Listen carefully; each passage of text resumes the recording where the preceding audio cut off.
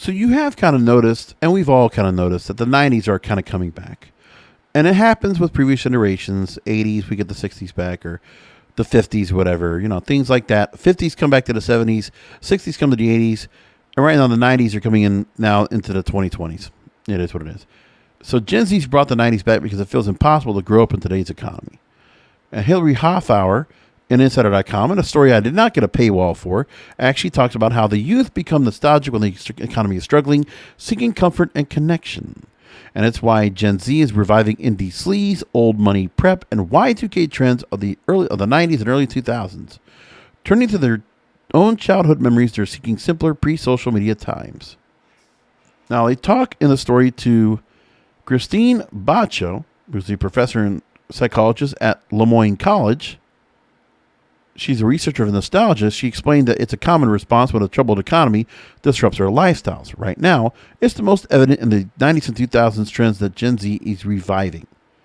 Quote, for many people, particularly young adults or those without a financial safety net, poor economic conditions raise fears of being able to meet financial obligations like rent or student debt payments, student loans. Nostalgia is a refuge as people turn to the feelings of comfort, security, and love they enjoyed in the past. So there were people that texted their exes when the pandemic hit.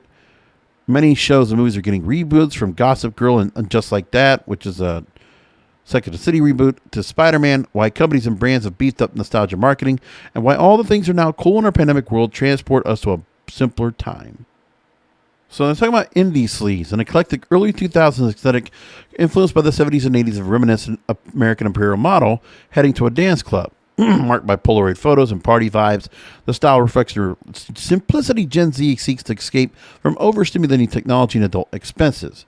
Returning to this more hedonistic, carefree style is also rejection of the carefully curated millennial Instagram aesthetic that dominated the 2010s, the perfectly posed pics and lip fillers. So now you have this going on. And the old money aesthetic is now making its way back, which is characterized by pearls, Ralph Lauren tennis skirts, white tube socks, a nod to an old school aristocratic upper crust that reflects the economic boom times of the 90s. In contrast to flashy Kardashian-style displays of wealth, as well as the jeans and hoodie uniform of Silicon Valley. Now you got bold Y2K colors, reminiscent of another pre-social media era. And yeah, you're seeing girls that look like they're, coming out of Gossip Girl. They have this look of, why do I think Cruel Intentions? That's a pretty good reference, isn't it? Cruel Intentions. Yeah, what a great movie, wasn't it? Love that movie. Coming of age during an economic decline and technological revolution, millennials learned into the simplicity of their childhood to cope, which is where things like Throwback Thursday would come in, the obsession with Harry Potter. And of course, think of all the cartoons that some of these young people are thinking about. When they fawn back to SpongeBob SquarePants, they fawn back to, Sailor Moon or Mighty Morphin Power Rangers. Like, who knows what they're getting into, right? Or they're all getting caught up in. So the thread in youth nostalgia is fostering a sense of belonging. Nostalgia helps us strengthen relationships through shared experiences. It builds trust. Then you're getting the fashion, plaid, the Prada backpacks. Also, Clueless is another good example for a movie, right? But yeah, that's the thought. But also, how much is that really cool that, except for the fact that you have the technology when you're now a young kid, and you're in your teens and 20s, and you're like just looking at, well, what's the cultural shift there is for you? You got hip hop that's all trap music, country music that's more like pop.